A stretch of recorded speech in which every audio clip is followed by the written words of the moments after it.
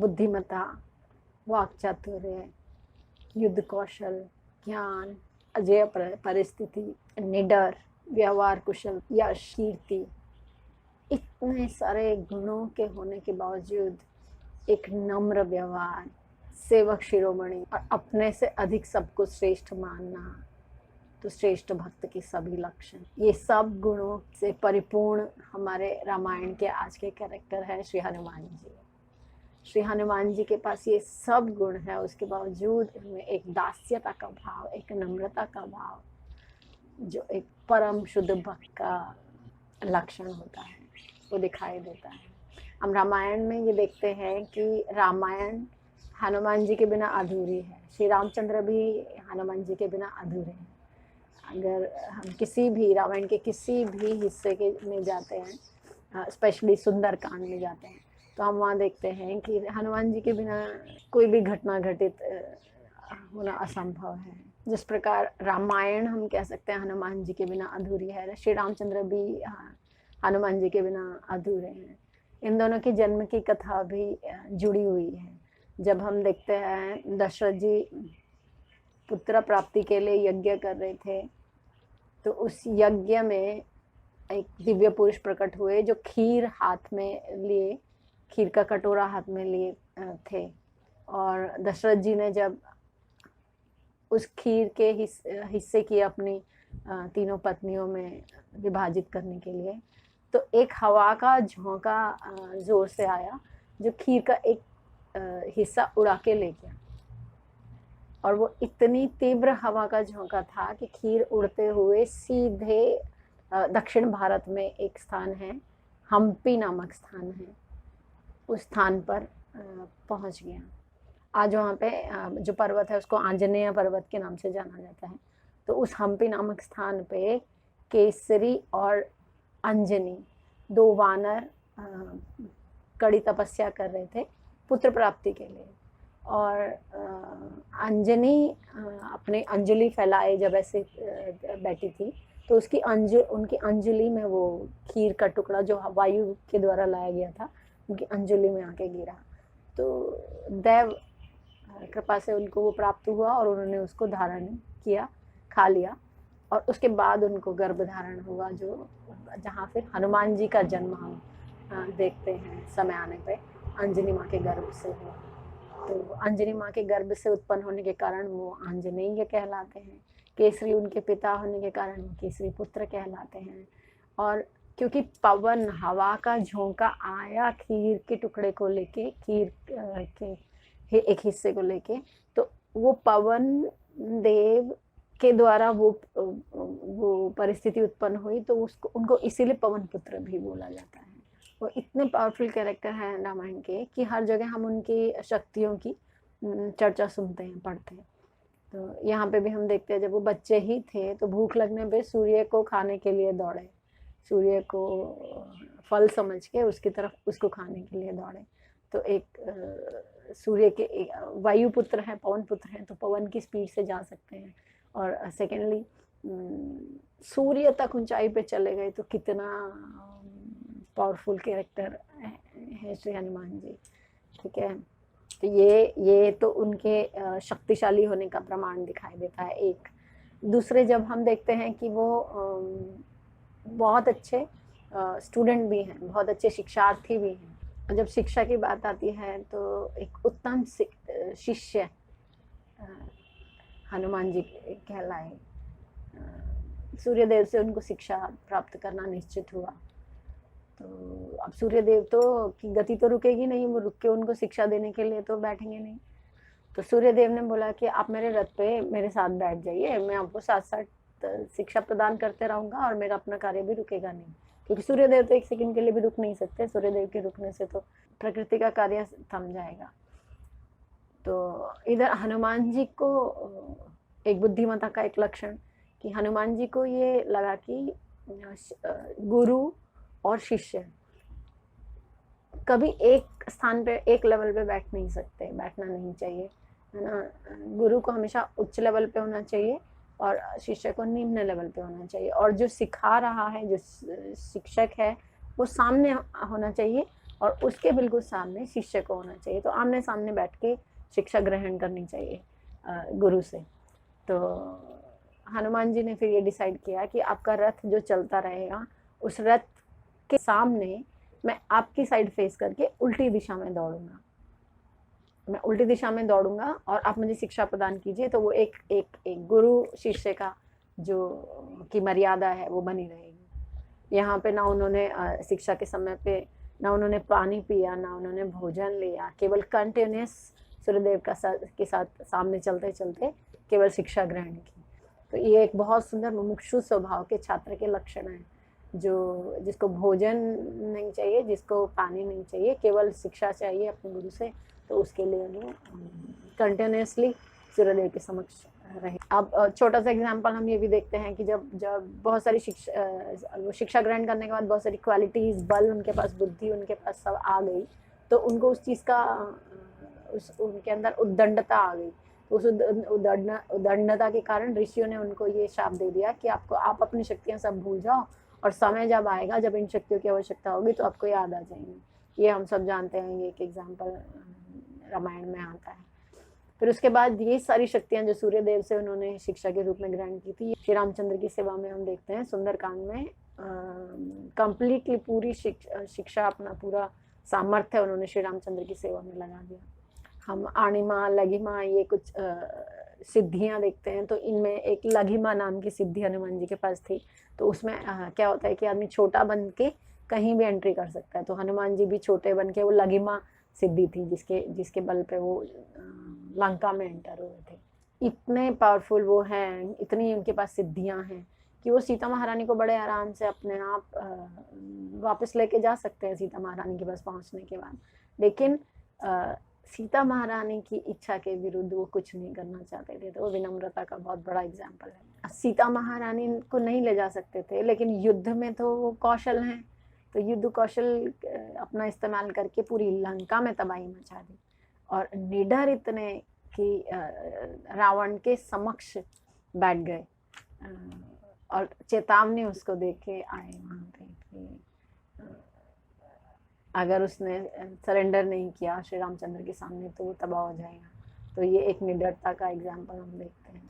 और श्री रामचंद्र के परम श्रेष्ठ सेवकों में से पहला नाम हनुमान जी का आता है। श्री रामचंद्र के वो सेवक हैं हनुमान जी, जो श्री रामचंद्र की इच्छा से पहले ही, उनकी रामचंद्र की आज्ञा से पहले ही उनकी इच्छा पूर्ति कर देते हैं। जैसे हम उसमें देखते हैं सीता महारानी को खोजने जाने की आज्ञा सिर्फ लेके वो गए थे, लेकिन वहाँ जाके उन्होंने आगे के काम भी, क्योंकि जो फेवरेबल फॉर श्री रामचंद्र हैं वो करके आए, है ना। लंका में चेतावनी दे के आए, लंका में तबाही मचा के आए, लंका में ना सबको ये बता के आए कि बहुत साहसी सेना से वो भिड़ने जा रहे हैं। तो एक अच्छा सेवक वो होता है जो अपने स्वामी की मन की इच्छा को जान के उसके अनुसार पहले ही सब कार्य कर दे।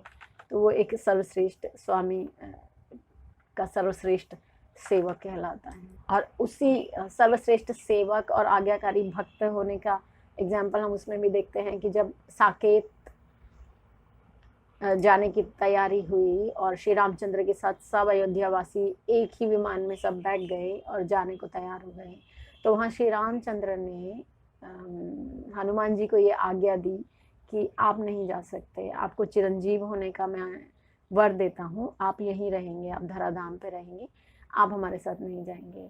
और धराधाम पे रह के जहाँ भी राम कथा होगी वहाँ आप उपस्थित रहेंगे। अभी हनुमान जी यहाँ उपस्थित हैं, धराधाम पे उपस्थित हैं, है ना। उसके बहुत सारे एग्जाम्पल हम देखते हैं कि हर युग में हम जगन्नाथपुरी में एग्जाम्पल देखते हैं। जगन्नाथपुरी में कई जगह पे आप हनुमान के विग्रह देखेंगे, तो हर सबके पीछे एक कथा है। तो हनुमान जगन्नाथपुरी में एक आते हैं, कथा आती है कि जगन्नाथपुरी समुद्र के बिल्कुल किनारे पे टेम्पल स्थित है, तो जगन्नाथ टेम्पल।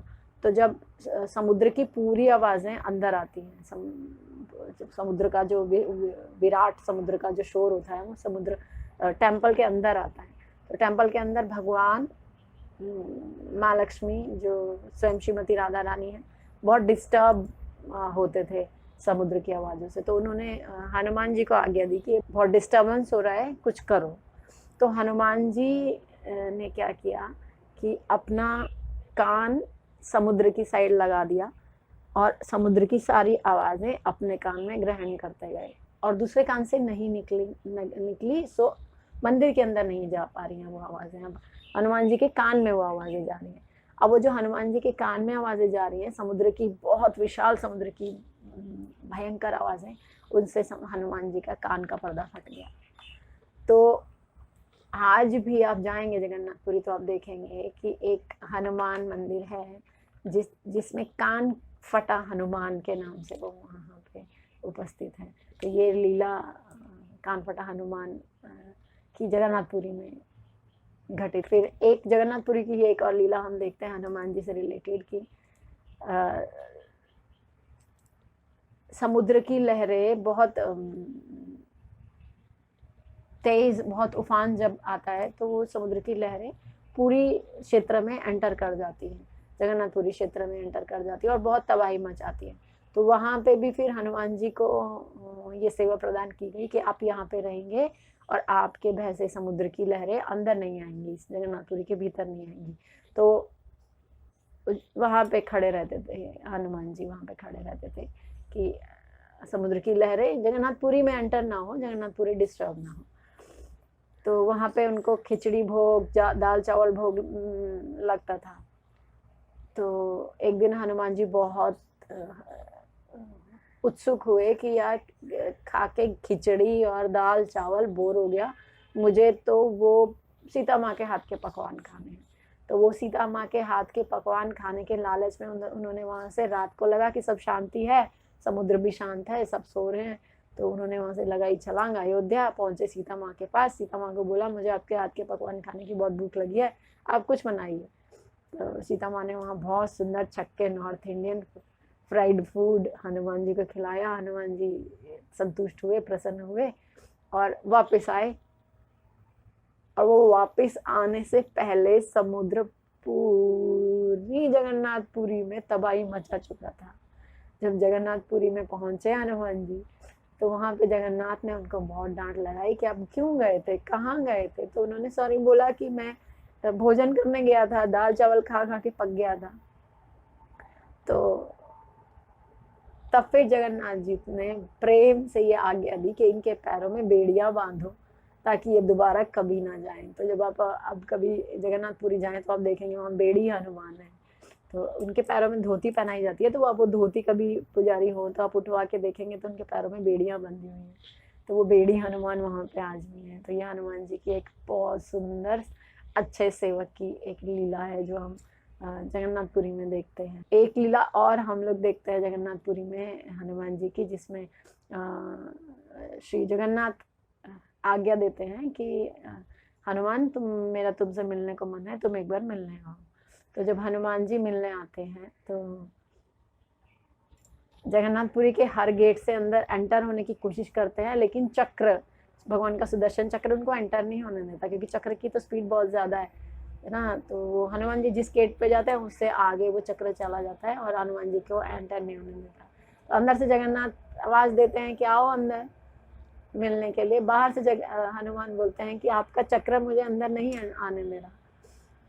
तो भगवान जगन्नाथ क्या करते हैं कि हनुमान जी के शोल्डर्स पे 4 चक्र स्थापित कर देते हैं। तो वो 4 चक्र जब स्थापित करते हैं तो वो सुदर्शन चक्र से ज़्यादा स्पीड से और ज़्यादा पावरफुल होके और उसको चकमा दे के चक्र को, और जगन्नाथपुरी में टेम्पल में एंटर हो जाते हैं और जगन्नाथ से मिलने जाते हैं। तो आज भी आप देखेंगे कानफटा हनुमान मंदिर के बिल्कुल सामने है 4 ही चक्र हनुमान। तो उनके पटका डाला जाता है उनके कंधों पे, तो पता नहीं, दिखाई नहीं देता है। कभी अवसर मिले तो आप पुजारी को बोल के देख सकते हैं, उनके कंधों पे 4 चक्र बने हुए हैं। तो ये 4 ही चक्र हनुमान है। इन सब में हम देख रहे हैं कि हनुमान जी सेवा के लिए पूरी तरह तत्पर रहते हैं, हमेशा पूरी तरह तैयार रहते हैं, तत्पर रहते हैं, उत्सुक रहते हैं। तो वो उत्सुकता, सेवा की उत्सुकता सेवक को स्वामी का प्रिय बना देती है। एक एग्जाम्पल और मुझे याद आता है जिसमें अयोध्या में सीता महारानी श्रृंगार करते समय अपनी मांग में सिंदूर लगा रही थी। हनुमान जी भी एक बालक की तरह वहां बैठे देख रहे थे, तो पूछने लगे कि माँ ये क्या कर रहे हो, ये क्या लगा रहे हो। सीता महारानी को लगा वानर है, क्या समझेगा, इसको क्या समझाया जाए। तो वो बोलती हैं कि ये लगाने से श्री रामचंद्र को आनंद प्राप्त होता है, उनको खुशी होती है। अभी हनुमान जी तो बहुत तत्पर है श्री राम को आनंद प्रदान करने में, तो वो वहां से तुरंत चले गए। और अगले दिन जब सभा में, राजसभा में, श्री रामचंद्र अभी आए भी नहीं थे, उस राजसभा में आने से पहले हनुमान जी अपनी पूरी बॉडी पे लाल सिंदूर लगा लीजिए, वो लाल सिंदूर के ड्रम में डुबकी लगा के आ गए, पूरी बॉडी पे लाल सिंदूर लगा के, और एंट्रेंस पे बैठे हुए हैं। पूरी सभा उनको देख के हंस रही है, पूरी राजसभा में सब नागरिक सब उनके ऊपर हंस रहे हैं, मजाक उड़ा रहे हैं। और लेकिन वो स्थिर वहां बैठे हैं सिर्फ किस लिए कि मेरे स्वामी मुझसे प्रसन्न रहें बस। अभी जब रामचंद्र एंट्री करने लगते हैं सभा में, वो भी हंस देते हैं कि हनुमान ये क्या वेश बना रखा है। तो हनुमान बोलते हैं प्रभु आपकी प्रसन्नता के लिए, आपको खुश रखने के लिए मैं कुछ भी कर सकता हूँ। तो ये एक सर्वश्रेष्ठ सेवक के लक्षण हनुमान जी दिखाते हैं। और अपने प्रभु को प्रसन्न करने की तीव्र इच्छा हनुमान जैसे भक्त में ही पाई जाती है। तो ये जो सिंदूर वाली हम लोग घटना सुनते हैं, इसी से संबंधित है कि आज हम जहाँ भी हनुमान जी के विग्रह देखते हैं तो हम लोग लाल रंग में रंगे हुए देखते हैं उनको, वो इसीलिए वो सिंदूर वाले इंसिडेंट से कनेक्ट किया जाता है, और वो लाल सिंदूर में रंगे हुए हनुमान हम दर्शन करते हैं। अच्छा, तो हम लोग जो वैष्णव लोग हैं, हनुमान को दर्शन क्यों करना है, क्यों जाना है हनुमान दर्शन के लिए, कि हनुमान जी के शरीर पे जो लाल रंग लगा हुआ है सिंदूर, उसका एक तिलक जब अगर हम अपने माथे पर लगाते हैं तो हम ये प्रार्थना करते हैं कि हे श्री हनुमान परम सेवक, आप जैसी सेवा भाव, आप जैसा समर्पण, आप जैसी नम्रता, स्वामी को प्रसन्न करने का भाव हमारे अंदर तनिक मात्र भी, तिनका मात्र भी आ जाए, उतना हमें आशीर्वाद प्रदान कीजिए। तो रामायण का सर्वश्रेष्ठ चरित्र जो हम लोग हनुमान जी के रूप में देखते हैं, और उन्हीं से हम लोग को शिक्षा ग्रहण करनी होती है कि हम लोग कैसे अपने लेवल पे, हम हनुमान जी का अनुकरण तो कर नहीं सकते, हम लोग हनुमान जी का अनुसरण जरूर कर सकते हैं। हम लोग उनसे सीख सकते हैं कि परम श्रेष्ठ भक्त कैसे बना जाता है, सेवक कैसे बना जाता है। भक्त, जब आप अच्छे सेवक बनते हैं तो आप एक अच्छे भक्त ऑटोमेटिक बन जाते हैं। भक्ति क्या है? प्रेममयी सेवा है। प्रेममयी सेवा ही भक्ति है। तो वो प्रेम और समर्पण से जो सेवा की जाती है वो भक्ति है, और वो भक्ति देवी हम पे कृपा करें, ये याचना हम श्री हनुमान जी से कर सकते हैं। और रामायण के इस कैरेक्टर से हम ये सीख सकते हैं कि हम भी एक अच्छा सेवक एटलीस्ट बने। भक्त बनने की बारी तो कब आएगी पता नहीं।